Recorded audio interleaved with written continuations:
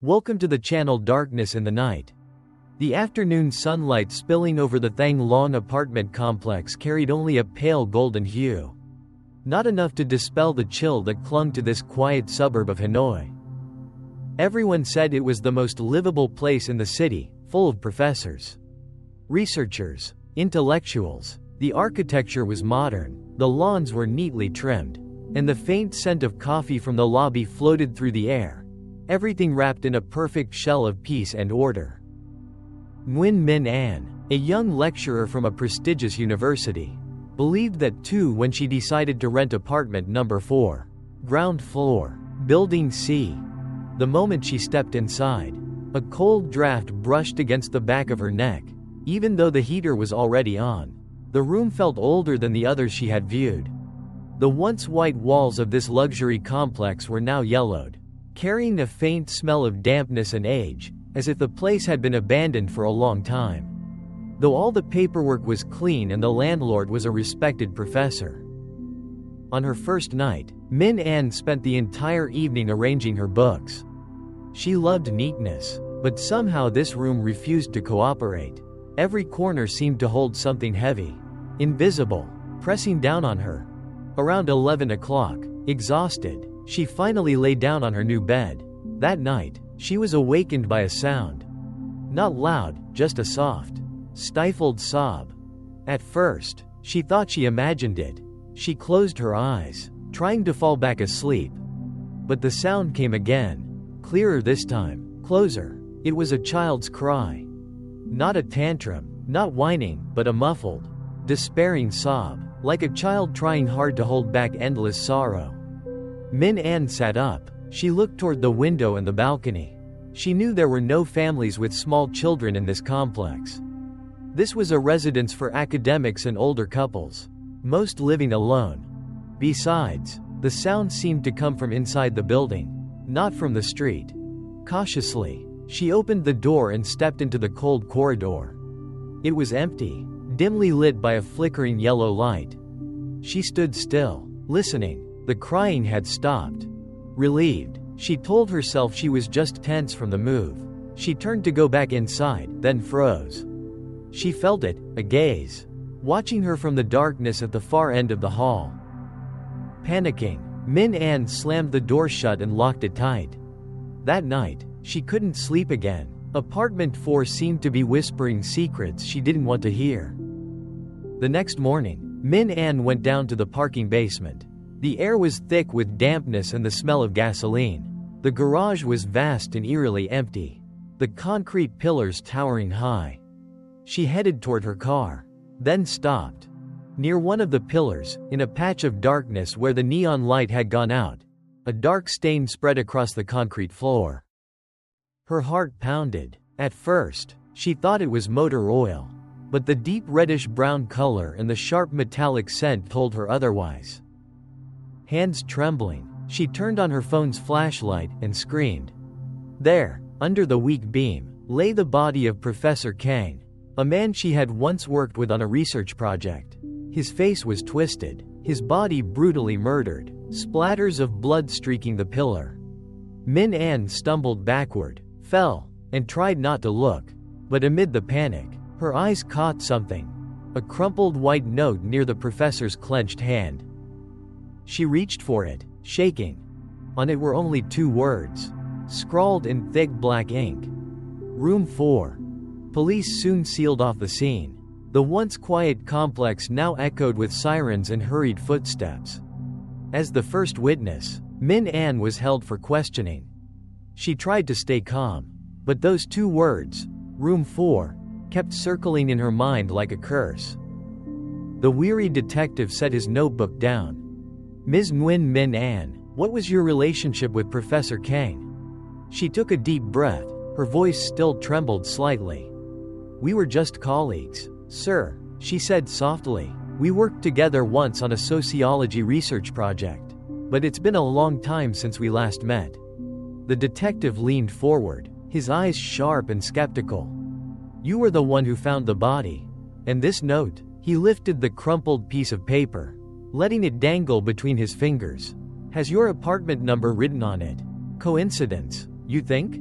I don't know, sir. I just moved into apartment 4. I don't even know all my neighbors yet. You don't know? He twirled the note in the air. Watching her reaction, Professor Kang had a complicated past. He was accused of plagiarism in a research scandal a few years ago. Does that ring any bells? No, sir. That was before I joined the university. She shook her head repeatedly, fear creeping up inside her. After giving her statement, Min An was released, but when she returned to apartment 4, it felt like stepping into a trap. Her neighbor's eyes followed her, wary, suspicious. She knew she had become the center of attention. And worse, the police likely had her name quietly added to their list of suspects. The second night, Min An tried to sleep, but her mind refused to rest. She turned on the lamp and picked up a book, trying to convince herself everything that happened was mere coincidence. The clock struck 12 a.m. And then, the child's cry returned. This time, it was louder, sadder, raw with pain, as if the child was standing just outside her window. Min An jumped up and rushed to the large mirror in the bathroom, trying to check if someone was lurking outside. The mirror reflected the dimly lit room behind her. Then, she saw it, a figure. A faint, ghostly silhouette of a woman with long hair cascading down, her face blurred, indistinct. She stood motionless, in the corner of the living room, right behind Min An. Min An froze. She couldn't turn around. Every muscle in her body trembled. The child's crying outside began to blend with a faint, eerie giggle from the shadow in the mirror. Who are you?" she whispered, her voice barely audible. The shadow didn't answer. It only lifted an arm, slowly, deliberately, and pointed straight at her. Min An squeezed her eyes shut. When she dared to open them again, the figure was gone. The room was still, silent. Only the old damp smell lingered, chilling her to the bone. The next morning, she went down to the lobby, clutching a small notebook. She had made up her mind. She had to investigate. Someone was framing her, and she needed to find out why those two words, Room 4, kept appearing. She approached the old security guard who had worked there for over a decade. "Good morning, sir. I'm Min An, the new tenant in Room 4. She greeted, forcing a smile. The guard took a slow sip of his hot tea, his cloudy eyes staring off into the distance. "Ah, Room 4, he muttered. "That place, it's cold. Miss, nobody stayed there for years. I heard someone used to live there, a young female researcher. Right?" He set the cup down, his face darkening. "Old story. She took her own life. Years ago, after a scandal in her research. People said she was innocent, falsely accused. She couldn't bear the shame. Poor girl. Do you remember her name?" "Her name was..." Before he could finish, Min An's phone rang, slicing through the air. It was the police. "Ms. Min An," the officer's voice came heavy and grim. "There's been another murder at the Thang Long apartment complex. The victim, another university lecturer." His tone dropped even lower. And again, at the crime scene, there was a note with two words, Room 4. Min An stood frozen. A second note, another death. And once again, she was connected. It seemed the guest of Room 4 inches had begun a deadly game. And Min An was already trapped in its curse, with no way out. Everything had just begun. Was the killer using the vengeful spirit to cover their crimes? Or was that spirit guiding them all toward the truth hidden within Room 4? Min An hung up the phone, her hand trembling uncontrollably. Though the lobby was brightly lit, she felt frozen inside, her chest hollow, her heart sinking into an icy pit. The old security guard stared at her with eyes full of worry, as if he had already known this would happen. "Miss, is it happening again?" he asked, his voice trembling with fear and pity. "Yes, another murder," she whispered, her voice barely audible. "And again, it's connected to Room 4. She realized she couldn't just stand there anymore. She had to do something. Her fears slowly gave way to determination. She turned to the guard, her voice steady but urgent. "Please, sir, I need to know. What was the name of the researcher who lived here before me? The guard took a deep breath. Her name was Pham Tu Wei, he said quietly. Poor girl. She was brilliant, beautiful, the pride of this building, until that terrible rumor destroyed her. He blinked rapidly, as if trying to drive away an image that haunted him. She was accused of something awful. After that, she couldn't bear it anymore. Pham Tu Wei. The name echoed in Min On's mind like a curse. She thanked the guard and left quickly, heading straight for the university library, the very place where she and Wei had once worked. She needed to dig into the academic scandal that ruined Wei's life. Something told her that the killer was using Wei's death as a mask for their own revenge. The library was nearly empty, filled with the faint smell of old paper and glue. Min An searched the archives, her fingers trembling as she sifted through dusty folders. Finally, she found it, the file that once shocked the university community. Her heart pounded as she read the title printed on the cover. Disciplinary decision regarding research misconduct of investigator Pham Tu Wei. The details were chilling. Wei had been accused of stealing data and falsifying results to publish a groundbreaking study. And the two people who had formally filed the accusations were Professor Kang, the first victim, and Associate Professor Hui, the second. Both men were respected figures in academia, and their testimonies had destroyed Wei's career.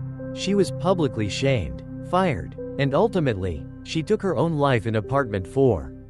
It was them, Min An gasped, crushing the document in her hand. They destroyed her. The realization hit her hard. Both victims were the very people who had condemned Wei. This couldn't be coincidence, it was a chain of vengeance. Either Wei's spirit was seeking retribution, or someone alive was avenging her. Min An read deeper into the file and began noticing inconsistencies, small errors in dates, mismatched signatures, data that didn't add up, details that only a trained researcher would notice. It was possible Wei had been innocent all along. Leaving the library, Min An's mind spun with dread and clarity. She had to go back to room 4, the heart of everything. If Wei had left any clues behind, they would be there.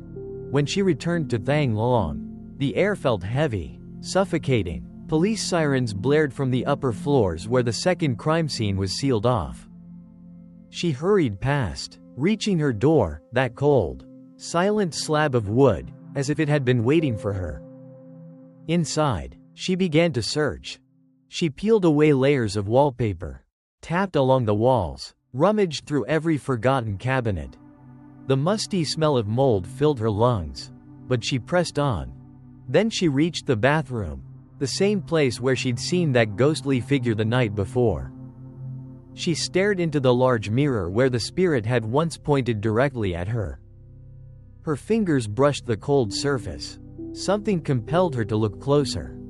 She tapped lightly. Talk, talk. Most areas sounded solid, but one corner echoed hollow. Her pulse quickened.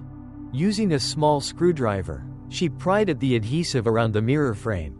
After several tense minutes, she managed to lift the mirror off the wall. Behind it was not brick, but a hidden compartment, sealed with a thin wooden panel. Inside lay a rusted tin box. Her hands shook as she opened it. Inside were several notebooks and a small cassette recorder, old and dusty. Wei's diary, she whispered, tears welling in her eyes. Min An opened the first diary. The handwriting was elegant, delicate, every stroke breathing life into the words of a woman long gone. She read feverishly, page after page. Wei had written about her loneliness, her passion for science, and her despair when Kang and Hui framed her. She wrote of the evidence she had gathered to prove her innocence, evidence no one believed. Min An's eyes stopped at a page filled with rage, the final entry before Wei's death. They will pay. I cannot live with this humiliation, but my soul will never rest. Room 4 will be the beginning and the end of everything. My spirit will wait, and vengeance will come. A chill ran through Min An's body. The crying child she'd heard last night. The shadow in the mirror. The words, Room 4 inches scrawled at the murder scenes. It all connected. Wei's spirit was real. And she was taking revenge. But then, the cassette recorder. Min An carefully lifted the old recorder and pressed play. At first came only static, then a trembling female voice. Wei's. I know everything. I have proof. Kang and Hoi tampered with my research data.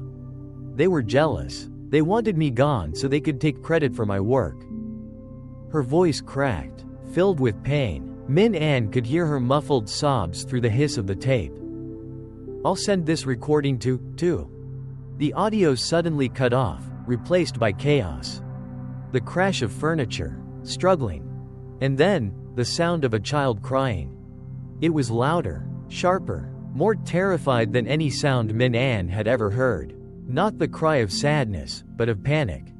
Min An turned pale. If Wei had taken her own life, why were there sounds of a struggle? And whose child had been crying in that apartment? Then, a knock. At the door. Ms. Min An? It's me. And, from apartment 3. Next door. A woman's voice called out. High-pitched and uneasy. She sounded breathless. I saw you come back. I need to talk to you. About that room. Min An froze. Apartment 3, right beside hers. Should she open the door? Was this woman a witness, or something else entirely? She quickly tucked the diary and recorder back into the tin box, slid it into the wall cavity, and replaced the mirror. Taking a deep breath, she steadied her voice. Please wait just a moment. I'm coming. She opened the door slowly. A woman about her age stood there, pale, anxious, eyes darting nervously down the hallway. Ah, Ms. N, what did you want to tell me? And glanced around as if afraid someone might hear. I've lived here for years. I know what happened in that room. Before she died, Wei sent me a strange message. Min An's heart pounded. What message? An's eyes filled with terror as she whispered. It said, both babies are safe, but I will never forgive those who killed my children's future. Min An staggered back, stunned. Both babies? Wei had children? That wasn't mentioned anywhere in the records. Had Kang and Hoi destroyed not just her career, but her family's future too? Just then, a freezing gust swept through the half-open door. It carried a foul metallic stench, the smell of blood. Both women shivered. And then they heard it. A faint sound. A child's cry. But it wasn't coming from the hallway. Nor from outside. It came from inside apartment 4. Right behind Min An. Her blood ran cold. 2 children. 2 cries. 2 trapped souls. Was Wei's spirit not alone in room 4? And was Ms. N truly a neighbor seeking the truth? Or just another pawn in the hands of whoever, or whatever, was orchestrating this deadly game? The sound of a child crying echoed from deep within apartment 4, raw, desperate, and chilling. The air between Min An and Ms. N seemed to turn solid. The stench grew stronger, metallic, rotten, mingling with the mustiness of mold, as if something long decayed was breathing just beneath the walls. Ms. N gasped and stepped back, her trembling hand covering her mouth, eyes wide with horror. That crying, it's that same sound again. You hear it, don't you? Yes, I hear it. Min An's voice quivered, caught between the instinct to flee and the strange pull to step inside. Ms. N clutched her arm, her voice shaking. Don't go in there, please. Years ago, I used to hear it too, that same crying. Every night after midnight. And then, that was when Ms. Wei. Min An steadied her breathing, trying to calm her. Ms. N, wait, you mentioned in the message that she spoke about 2 babies. What did that mean? And looked around the empty hallway. Then leaned close, whispering so low it was barely audible. Wei was pregnant with twins. She hid it from everyone. Wanted to finish her research before taking maternity leave. She said the babies gave her strength to fight for her work. But after Kang and Hoi accused her, after she was humiliated, the stress was too much. She miscarried, right there. In that apartment. Min An stepped back, dizzy. It was all clear now. The scandal hadn't just destroyed Wei's career, it had taken her children too. The crying she'd been hearing wasn't just grief, it was the eternal sorrow of two unborn souls, trapped in room 4. And Wei's revenge carried the weight of a mother's anguish. But if she took her own life? Min An asked. Then who sent you that message about the babies? In frowned, her face pale, drenched in sweat. I think it was her last night alive. She sent it before she died. I was the only one she trusted here. Min An pressed on, her tone firm despite the tremor in her voice. Do you know anyone else in this building who had serious conflicts with Kang and Ho? In shook her head quickly. Everyone here keeps up appearances, polite, educated people, but if you're asking about rivalry, there was Mr. Sun. Upstairs, another researcher. He and Kang used to compete for a prestigious grant. They despised each other. That name, Sun, went straight to Min An's mind. Could he be the killer? Someone exploiting Wei's tragedy to mask his own revenge? Suddenly, the crying stopped. Silence. Then, bang! A loud crash shattered the air, as if something heavy had been knocked over inside the apartment. And screamed, her voice cracking. What was that? Close the door, don't look. But Min An didn't move away. She couldn't. She needed to know what was inside. Her eyes hardened with determination. I have to go in. She pushed past it and stepped into apartment 4. The living room was cloaked in darkness. Nothing seemed disturbed, except one thing. The large bookshelf against the wall had shifted, leaving a narrow gap behind it. The stench of decay was stronger than ever, spilling from that space. Min An approached slowly. Her fingers brushed the cold wood. She pushed hard. The heavy shelf scraped across the floor, revealing a patch of old, cracked concrete wall. And on it, a drawing. A crude image scrawled in dark red, thick, dried, almost like blood. Two small figures, lying side by side. Beneath them, faint pencil markings formed a single line of text. Min An bent closer, her trembling hand reaching out to touch the wall. Don't touch it, it spreads. Min An jerked backward, her breath catching in her throat. Spreads? The word clawed through her mind like a warning carved in ice. She stared at the red markings on the wall, two children drawn side by side. Their forms smeared in something dark and dried like blood. Behind her, Mizzen had crept in without a sound. She stood half hidden behind Min An, trembling as her eyes darted across the eerie drawings. Oh my God, and whispered, voice breaking. Ms. Min An, right there. Years ago, when Ms. Wei first moved in, she built a tiny altar there. She said it was to pray for the lost souls trapped in this building.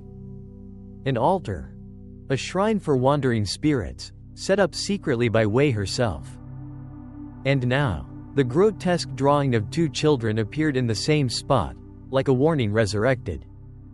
Min An's chest tightened. She needed more answers, not from superstition, but from truth. Ms. N, she said quickly, I need to find out more about Wei. Other than you, did anyone else know her secret? In thought for a moment. I'm not sure, but she had a close friend, a journalist. She said if anything happened, that person would know what to do. Min An wrote it down immediately, and was visibly shaken now. She excused herself and hurried out. Almost running, the door closed behind her with a heavy thud, leaving Min An alone once again in that suffocating air, thick with mold, metal, and fear. She decided she would meet the journalist first thing in the morning. She needed real proof, something to clear her name and uncover who was using Wei's tragedy as cover for murder. That night, Min An didn't lie in bed. She sat on the sofa, facing the crooked bookshelf. She couldn't rest, she had to watch. She had to be ready to face the guest of room 4. 12 a.m. The silence was suffocating, not even the faint hum of cars outside. Then, something strange began. A chill seeped into the air, but not the kind that came from open windows. She noticed it, a thin trickle of clear liquid seeping out from the gap behind the bookshelf. It wasn't colored, but it carried that same metallic, nauseating smell. The trickle widened, forming a thin stream that snaked across the wooden floor, and began crawling toward her. Min An shot up, stumbling backward. The liquid moved like it was alive, slow, deliberate, relentless. And then, a reflection shimmered on the wet surface. A woman's face. Long, soaked hair. Hollow eyes. Staring straight at her, unblinking. Wei. The apparition's gaze burned through the reflection, and from deep within the bookshelf came her voice, no longer recorded, but alive, coarse and echoing as though rising from a deep well. Don't trust anyone in this house. The voice was cold, rasping, yet unmistakably human. He took everything from me. And now, he will take your life too. Min An swallowed hard, her voice trembling. Who is he? Wei's laughter rose, sharp, broken, unearthly. He's close. He's one of. The voice stopped, cut short. A sudden, hideous sound tore through the silence. Not crying. Scratching. Violent, frenzied scratching against the wooden wall, the one behind Min An, separating her from apartment 3. Something, or someone, was clawing to get through. The noise grew louder, angrier, the wall creaking as if it might splinter. Then, from behind her, another sound joined in. The laughter of children. Light, high-pitched, but twisted, echoing from inside the bookshelf. Min An spun around, heart pounding, eyes wide. The wall seemed to breathe. Was Mizzen behind it? Or something else entirely? As the scratching and giggling intertwined into a nightmarish chorus, Min An felt the truth closing in on her. Trapped between a vengeful ghost and a living killer. Would she survive the night? Or would room 4 claim another soul before dawn? That entire night, Min An couldn't close her eyes. The scratching on the wall behind her echoed endlessly in her mind, blending with the eerie giggles of unseen children and Wei's chilling warning. Don't trust anyone in this house. When the first weak rays of morning light filtered through the curtains, the tension finally eased. The metallic stench in the air had faded. The strange puddle from the night before, the one that crawled toward her, had completely vanished, leaving not even a stain on the floor. Min An carefully wrapped the tin box containing the diary and cassette recorder. They were her only proof, the key to clearing her name and uncovering what really happened to Wei and the 2 murdered professors. But one thought kept haunting her, Mizzen. The seemingly kind neighbor who trembled at every shadow, was she truly afraid? Or pretending? Min An drove out of the Thang Long apartment complex, her chest loosening as if a dark weight had lifted, if only for a moment. Her destination, a small cafe downtown, where she had arranged to meet journalist Hong Lon, Wei's closest friend. Hong Lon was sharp, composed, and weary-looking, with eyes that carried the kind of sadness that never quite faded. She already knew about the murders of Kang and Hoi, and the strange reappearance of Room 4 in both cases. Thank you for being brave enough to come, Hong Lon said, her voice low and husky. I know you're in danger. I knew Wei well, and I never believed she was guilty. Min An slid the tin box across the table. Ms. Lon, these were hidden in my apartment, her diaries and recordings. I believe they can prove Wei's innocence, and reveal who the real killer is. Hong Lon opened the box, her hands trembling when she saw Wei's familiar handwriting.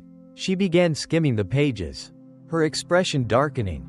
In her diary, Min An said quietly, Wei wrote that she miscarried inside apartment 4. Are the twins real? Tears welled up in Hong Lon's eyes. She nodded slowly. Yes, she was pregnant with twins. Kang and Hoi not only destroyed her career, they did something far worse. They used her pregnancy to manipulate her. They threatened to expose it publicly so she'd lose her research funding. The stress, it broke her. That's when she lost the babies. Her voice faltered. She wiped her tears quickly. After that, she was never the same. The truth hit Min An hard. This wasn't just vengeance for pride. It was the revenge of a mother whose children were taken before they could even live. In the recording, Min An continued, Wei said she sent her evidence to someone. Do you know who that could be? Hong Lone picked up the old recorder, her gaze sharp with thought. Wei told me she hid the real proof and gave it to the most neutral person in the building. Someone who had no ties to the academic world. The most neutral person? Min An's mind raced. She recalled the list of residents she'd checked in the apartment's registry. Almost everyone there was a professor or researcher, except one. Mr. Sun, she said aloud. He lives upstairs. A private researcher. Used to be Kang's rival. Hong Lone frowned, thinking deeply. Possibly. But I remember Wei once mentioned a kind neighbor. A young woman, simple, quiet, who helped her when everyone else ignored her. Someone who often visited to keep her company. Min An froze. Ms. N, apartment 3. Their eyes met. A wave of realization and suspicion rippled between them. Could Ms. N really be just a kind neighbor? Or had she been hiding something far darker, something that tied her directly to Wei's curse and the deaths that followed? Min An suddenly remembered. The scratching sound from that night had come from the wall right behind her, the wall she shared with Ms. N's apartment. I have to go back, she whispered to herself. The real killer is close, maybe too close. Either he's using Ms. N, or she's part of this plan. Min An and journalist Hong Lone decided to work together. Lone would use her press connections to investigate Mr. Sun and Ms. N, while Min An would return to apartment 4 to search for the evidence Wei had hidden, the one she'd said was given to the neutral person. Return to apartment 4. This time, Min An entered with a different kind of fear, one mixed with determination. She opened the door and stepped inside. The apartment was silent, frozen. She walked straight to the wall adjacent to Ms. N's unit and pressed her ear against it. Nothing, no movement. She knocked lightly on the same wooden spot where the scratching had come from the night before. Knock, knock, knock. Then, a sound replied. Not a knock. A faint, trembling whisper. Help me? Min An staggered back, heart hammering. It was a woman's voice, weak, shaking. Ms. N? She ran out to the hallway and reached for the door of apartment 3. Before she could knock, the door creaked open on its own. Ms. N stood there. Her hair was a tangled mess. Her clothes disheveled, her eyes vacant like she was sleepwalking. Ms. N, are you okay? I heard a... Min An froze as Ms. N slowly raised a trembling hand and pointed upward, toward the ceiling of apartment 4. Her voice cracked, barely a whisper. Up there? There's something that used to be locked up there. Min An turned toward her own ceiling in confusion. White, clean, perfectly normal. What are you talking about? Ms. N shook her head violently, tears streaking down her face. He hid them in room 4? Her voice suddenly shifted, higher, thinner, like a child's. Room 4. Then, her hand dropped limp to her side. Her body collapsed, hitting the cold tile with a dull thud. Min An rushed forward, checking her pulse, still alive, just unconscious. She called for an ambulance immediately. While waiting, her mind replayed Ms. N's words on a loop. Something used to be locked up there. If Wei had miscarried twins, and the crying she kept hearing really came from them. Min An grabbed a chair and climbed up, inspecting the ceiling carefully. The old plaster looked solid, but near the bathroom corner, she noticed something, a slightly displaced panel. She pushed it hard. The plaster gave way and fell, exposing a dark, hollow space above. A rush of freezing air hit her face, mixed with the most putrid metallic smell she'd ever encountered. She raised her phone's flashlight. And there, inside the dusty crawlspace, lay 2 tiny, yellowed baby outfits, crumpled and forgotten among tangled wires and debris. Min An's stomach lurched, her throat tightened. Then, beneath those small clothes, she saw something wrapped in white cloth. She reached up and pulled it down. A USB drive. Her hands shook. This was it. The evidence Wei had hidden. The proof that could destroy Kang and Hui. But the moment her fingers touched the USB, a sound. A child's cry. Louder. Closer. Right beside her ear. Min An spun around. The bathroom was pitch black. The light flickered once, twice, then died completely. She was swallowed by total darkness. And then, a woman's voice, cold, trembling, furious, whispered right against her ear. "Why did you find it? It's ours." Wei's voice. Min An felt an icy hand clamp around her wrist, the grip so strong it burned. She screamed and dropped the USB, the small device clattering onto the tile. The ghost didn't want her to uncover the truth. Wei wasn't protecting her secret, she was guarding her vengeance. What was hidden inside that USB? And what had driven Mizan into that terrified, half-possessed state? Min An didn't know. But she realized something terrible. Some secrets were never meant to be found. The icy hand tightened around Min An's wrist, so hard she felt the bones in her arm might snap. The stench from the ceiling cavity poured down, thick and metallic, choking her lungs. Darkness swallowed everything. Her phone light had fallen, rolling across the wet floor. She struggled, gasping for air. "Let me go. I'm trying to help you." Wei's voice answered, cold, furious, now echoing from the opposite side of the room, circling her like smoke. "Help? You think you can help me?" The voice rose, trembling with rage and despair. "You live in my room. You touched my children." Then it erupted into a piercing scream.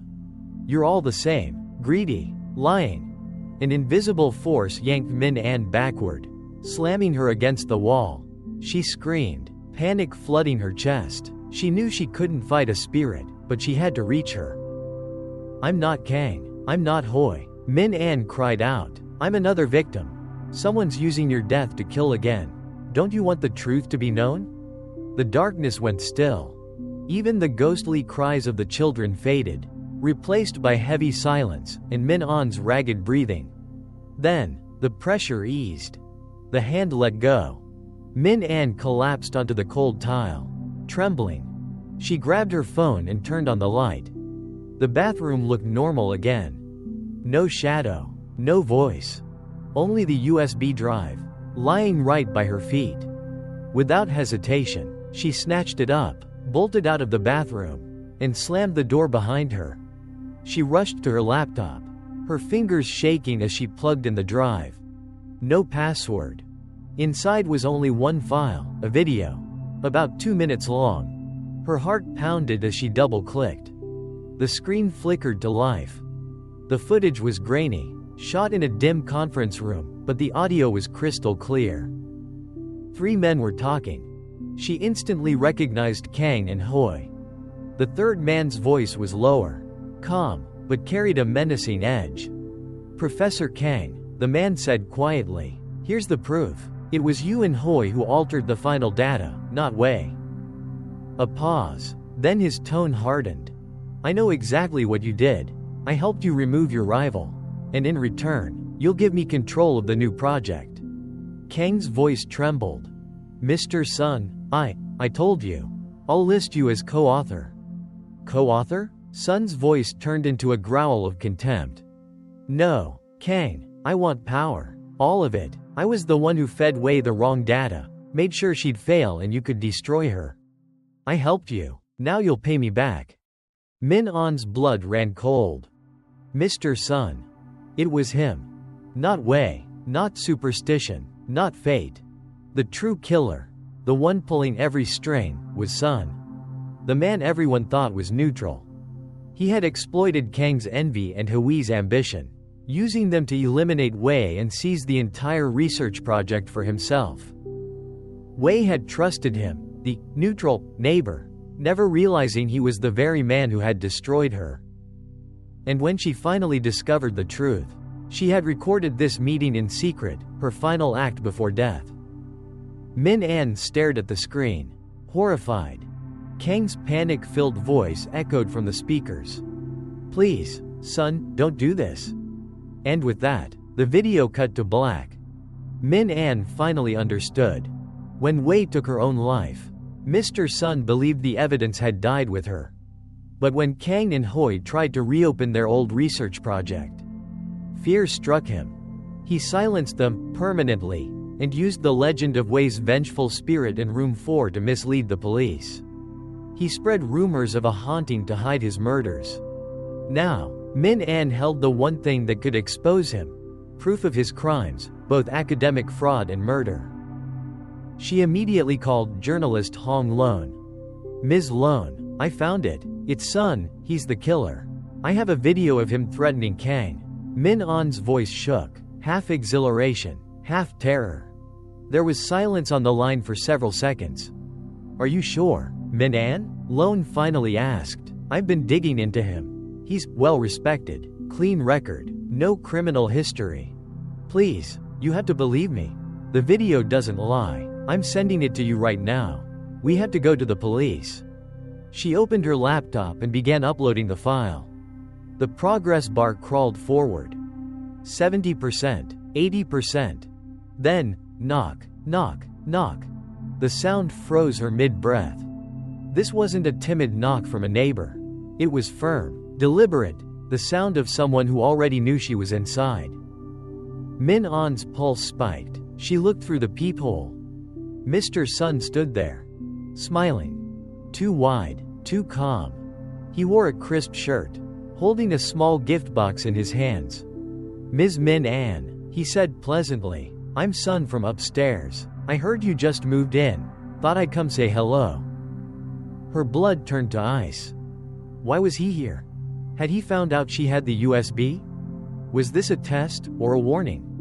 She didn't dare open the door. Her eyes darted back to the laptop. 95%, almost done. She forced her voice to stay steady. "Hello, Mr. Sun. I'm sorry. I'm not feeling well. I can't really have guests right now." He chuckled, loud, fake, too cheerful. "Oh, come now, Ms. Min An. No need to be shy. I heard you were the one who discovered Kang and Hui's bodies. You must have been quite shocked." His tone shifted, smooth and probing. "I only wanted to ask you something small." "What is it?" she asked, stalling for time. He leaned closer to the door, so close she could almost feel his breath through the wood. "Last night," he murmured, "did you hear anything unusual? Perhaps from Ms. N's apartment?" She seemed quite disturbed. "Did she give you something? Anything unusual?" Min An's heart pounded. He knew. He was checking if the evidence had changed hands. She realized then, Sun had manipulated Ms. N, driven her to panic and silence to ensure she wouldn't reveal what she'd seen. Upload complete. Her computer chimed softly. File sent. Min An exhaled quietly, relief flooding through her chest. The truth was safe now. But she had to keep him talking. "I didn't see or hear anything, Mr. Sun," she replied firmly. "Ms. N only mentioned hearing a baby crying. That's all." Silence. Then, the faint sound of laughter, deep and controlled. "Ms. Min An," he said, voice suddenly sharp and cold. "You're a researcher, aren't you? Smart, curious. That's good, but also dangerous." His tone hardened, each word slicing through the air. "You've been looking into things that don't concern you. You found something in apartment 4, didn't you? Something that belonged to Wei." Min An's face drained of color. He knew. Her fingers tightened around her phone, her voice trembling but defiant. "I don't know what you're talking about." From outside, Sun's smile never faltered. But his next words slithered through the door like poison. "Then why are you shaking?" Mr. Sun slammed his fist against the door, bang. The sound thundered through the apartment. "Stop pretending, little teacher," he roared, his voice trembling with fury. "It was me who fed Wei the wrong data. Me who turned her death into my victory. And now, I'll use you to end this story once and for all." Min An stumbled backward, scanning the room frantically. No exits. Nowhere to run. And then, the children's cries returned. But this time, it wasn't weeping.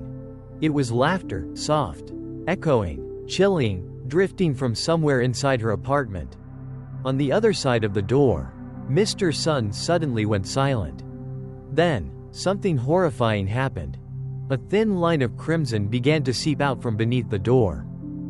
Slow at first, then faster, spreading across the floor, soaking into the carpet until it pooled around the threshold where Sun was standing. Min An froze. The metallic scent of blood filled the air. And then came the sound, that same scratching she'd heard before. But this time, it wasn't coming from the wall by Ms. An's room. It was coming from the front door itself. Sun didn't speak, only the ragged, uneven sound of his breathing could be heard, harsh, labored, terrified. Then his voice cracked through the silence. "Wei, you can't. He was trembling. The predator had finally met his ghost. Min An pressed a hand to her mouth, tears blurring her vision. Was Wei's spirit protecting her now, or simply taking revenge one final time? Outside, the lights in the hallway flickered. Another wet, dragging sound. And then, silence. No more breathing. No more knocking. Only the faint echo of childish laughter, fading down the corridor. Had Mr. Sun been claimed by the vengeful spirit of Wei? Or had he somehow escaped, only to return and finish what he started? Min An stood frozen by the door, knowing one thing for sure. Room 4 had chosen its justice. The heavy, ragged breathing outside Room 4 shifted into a feral growl. Thick, dark red liquid began oozing beneath the door, not normal blood, but a viscous, clotted substance that reeked of decay and metal. Min An stood frozen, eyes fixed on the widening crimson stain. Through the trembling wood, she could almost feel Mr. Sun's terror. Wei was no longer just a spirit of vengeance. She was pure wrath, unstoppable and consuming. Then came the sound. Crack, crack, crack. The solid wooden door began splitting apart, not from a tool or force of man, but as if something unseen was ripping it apart with its bare hands. Splinters flew through the air, rattling across the floor. Min An staggered back, tripping over the coffee table. A hand, no, a claw, slick with thick red fluid, tore through the cracked doorframe, its nails digging deep into the wood. "Get away! Stay out of this room!" Sun screamed, his voice warped, no longer human. Through the widening gap, Min An saw him, thrashing violently, his body convulsing as if being crushed against the door by an invisible force. He wasn't trying to break in, he was being pinned. The memory of the wall drawing flashed through Min An's mind, the two red-painted children and the words. "Don't touch, it spreads."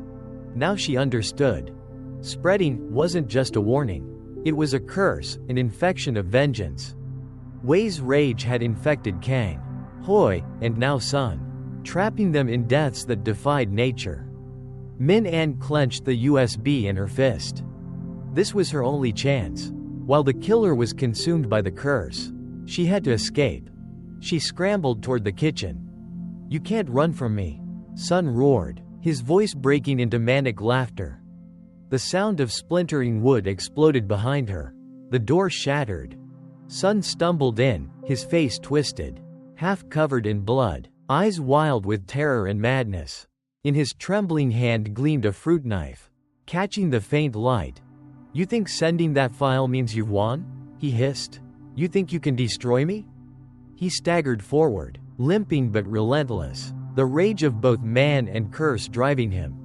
Min An bolted toward the bedroom. There, the window. A small balcony overlooked the shared courtyard below. It was a drop that could break her bones, but it was her only escape. She climbed onto the desk, shoved the window open. "You'll die here," Sun screamed, lunging toward her, the knife flashing. Then, wham! An invisible force slammed into him, hurling him across the room. He crashed hard against the wall, the knife spinning out of his hand and clattering to the floor. Min An turned, but saw no one. Only a gust of cold air brushed against her cheek, carrying that same metallic stench. Then, a whisper, soft, weary, no longer filled with rage. Go, now. Wei's voice. She was helping her. Not out of kindness, but because Wei needed her alive to reveal the truth. To make the world remember what had really happened. Min An didn't hesitate. She climbed out the window and leapt. The impact jolted through her legs as she landed on the lower balcony. Pain shooting up her body, but she didn't stop. She sprinted through the garden. Her clothes torn, breath ragged, every nerve screaming for her to keep moving. She had escaped the room of death. By the time she reached the front gate of the Thang Long complex, she could barely breathe. Her phone buzzed in her trembling hand. 2 missed calls from Hong Lon. Min An hit call back immediately. Hong Lon, I sent the video. It's Mr. Sun, he attacked me. Min An screamed, her voice breaking. Hong Lon answered immediately, breathless. Min An, I got it. I watched the footage. The police are on their way to Thang Long. Find somewhere safe, whatever you do. Don't go back inside. But Sun, Min An turned toward the apartment building. He was gone. No trace of him. Lon's voice cut through the line, urgent and strained. Listen to me. That video, it doesn't just show the blackmail and fraud. There's something else. Wei recorded one last piece after Sun left the room. Min An stood under the street lamp, her skin prickling with cold. What are you talking about? She asked in a shaking voice. Lon hesitated, then spoke slowly, her tone almost a whisper. Wei said she never killed herself. Kang and Hoi pushed her to a mental breakdown. When she miscarried, she lost her mind. Min An, she strangled her own newborn twins.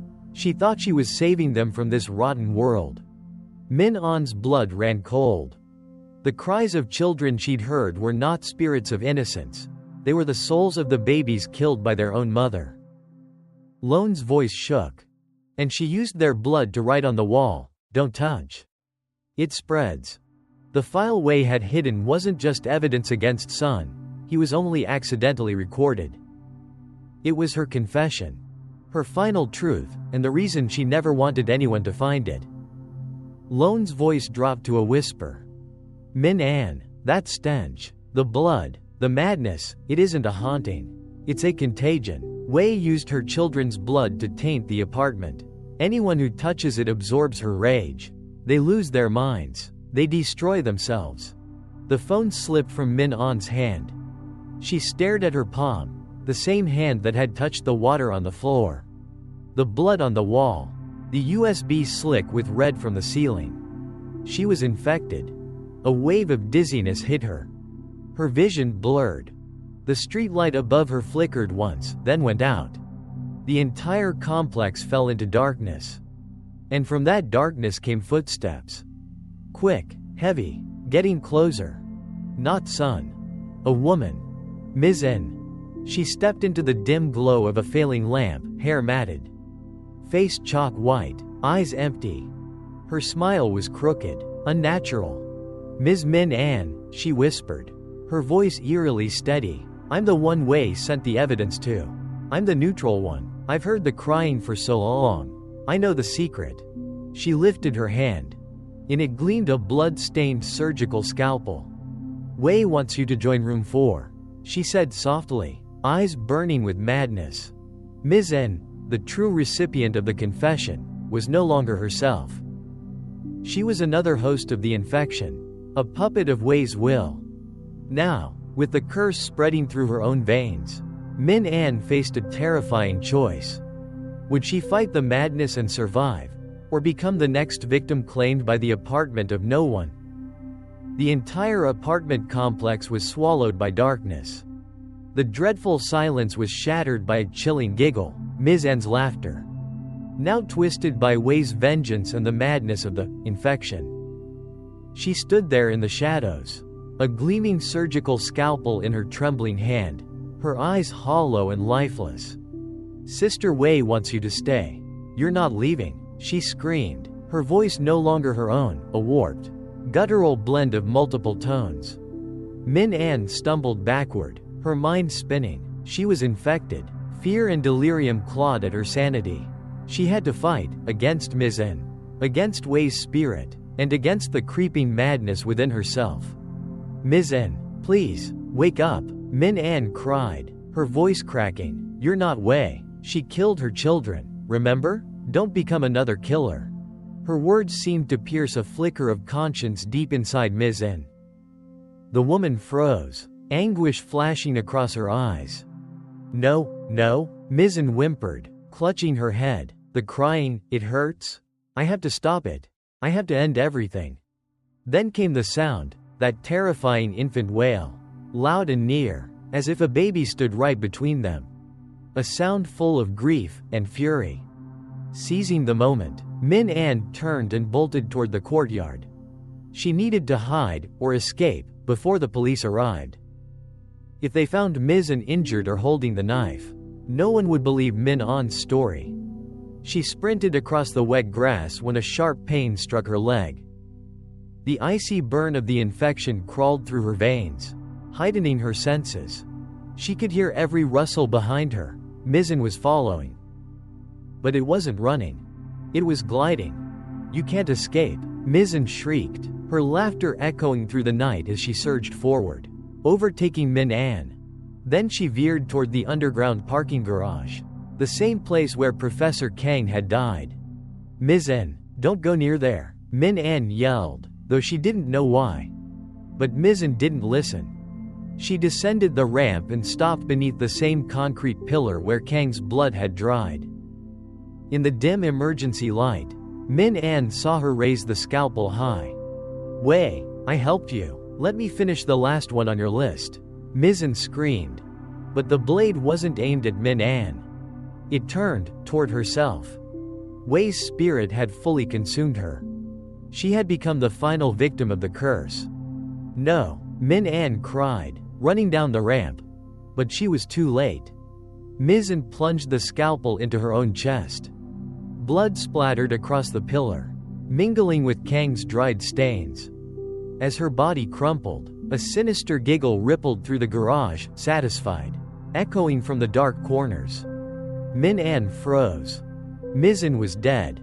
Kang, Hoi, and now An, all consumed by this madness. She knelt beside the lifeless body, her hands trembling. Ms. N's pulse was gone. Then, a strange impulse overtook her. She reached down and touched the fresh blood seeping across the floor. It was still warm, unlike the cold, old stains she had seen before. The moment her fingers brushed it, a vision exploded in her mind.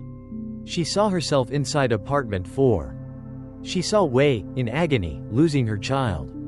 She saw her murder the newborns, and then saw Mr. Sun breaking into the room afterward. He stole a notebook from her desk, the real evidence, and replaced it with a blank one. It was Sun who erased the truth. That notebook held every record of Kang and Hui's conspiracy, Wei's final protection for herself. Min An gasped. The notebook still existed, and Sun had it. Even if wounded, he was alive, and that notebook could finally clear Wei's name, setting her tormented spirit free. She rose to her feet. No more fear. The madness inside her wasn't weakness now, it was fuel. With a cold, steady breath, Min An turned and sprinted back toward apartment 4. Whatever waited there, human or not, she would face it. She stepped back into the ruined apartment. Looking up, she saw the 2 tiny baby outfits still hanging from the ceiling. A wave of sorrow surged through her, not her own, but the unbearable grief of a mother driven to madness. She had to find Mr. Sun. He lived on the floor above. Min An rushed up the stairwell. When she reached his level, the door to his apartment was wide open.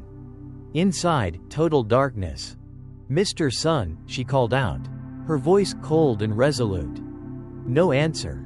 She stepped inside. The place was neat, spotless, almost too clean. But the air reeked of metal and blood. She moved straight to his study, frantically searching the drawers. Then, a faint, ragged sound of breathing. He wasn't gone. He was hiding. Her gaze darted around the room. The bathroom door was slightly ajar. She crept closer. And then, with one push, flung it open. Mr. Sun lay sprawled on the floor, unconscious, blood pooling beneath him. Beside him, a small black notebook. The notebook. Min An lunged forward and grabbed it.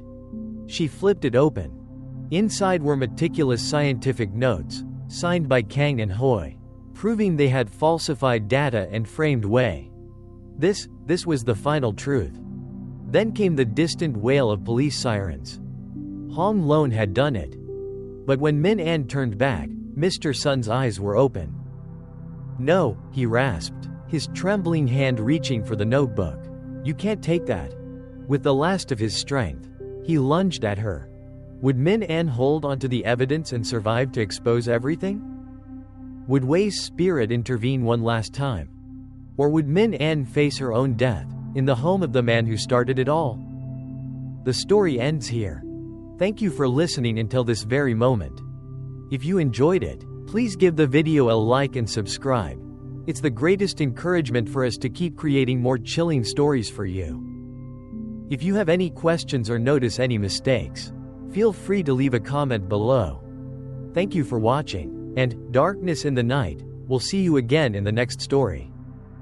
Disclaimer. This video's content belongs to the horror fiction genre and is produced solely for entertainment purposes, aiming to bring you a thrilling and eerie experience. We do not promote superstition or encourage any dangerous behavior mentioned in the story.